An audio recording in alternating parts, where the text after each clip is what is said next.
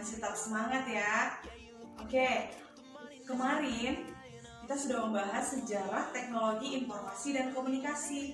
Nah, pada kali ini kita akan membahas media penghantar komunikasi. Seiring dengan kemajuan bidang ilmu pengetahuan dan teknologi, perkembangan komunikasi dan informasi saat ini berjalan begitu cepat. Saat ini, hampir semua orang telah bersinggungan dengan teknologi informasi dan komunikasi. Semenjak ditemukannya alat komunikasi terus mengalami perkembangan berdasarkan rentang waktunya.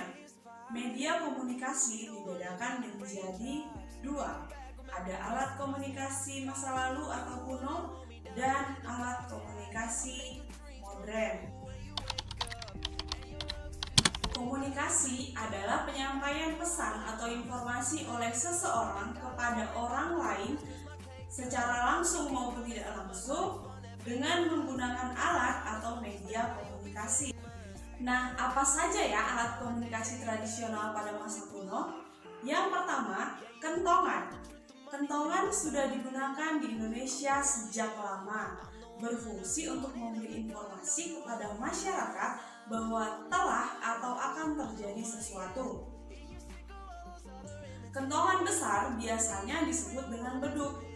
Siapa tahu fungsi beduk? Ya, beduk biasanya dibunyikan untuk pemberitahuan waktu sembahyang. Yang kedua, daun lontar. Pada zaman yang sedikit lebih maju, manusia sudah mulai memakai bahasa tulisan sebagai media komunikasi. Media yang digunakan untuk menulis surat adalah daun lontar. Ada juga yang menggunakan kayu, bambu, tulang binatang, rotan, dan lempengan batu yang biasa dikenal dengan nama prasasti. Yang ketiga ada lonceng. Adalah suatu peralatan sederhana yang digunakan untuk menciptakan bunyi. Bisa kalian lihat bentuknya pada gambar berikut. Nah, lonceng juga banyak digunakan dalam peribadatan sebagai penanda waktu ibadah atau beberapa ritual. Bahkan ada juga ya digunakan di sekolah sebagai penanda pergantian jam pelajaran.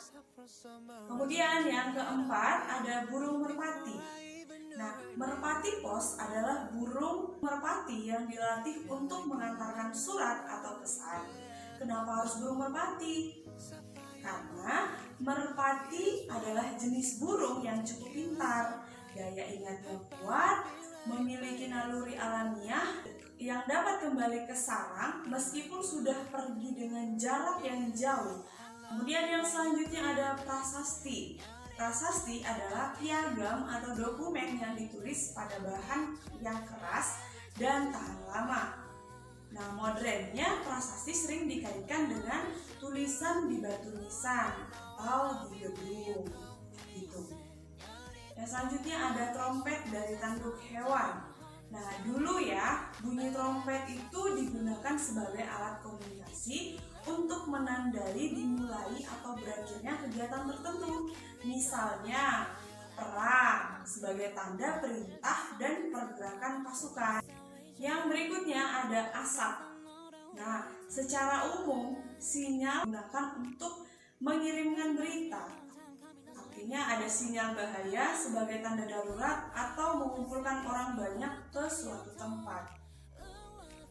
Yang berikut ada serat papirus.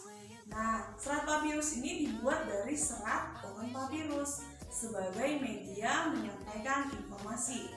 Yang terakhir ada piktografi.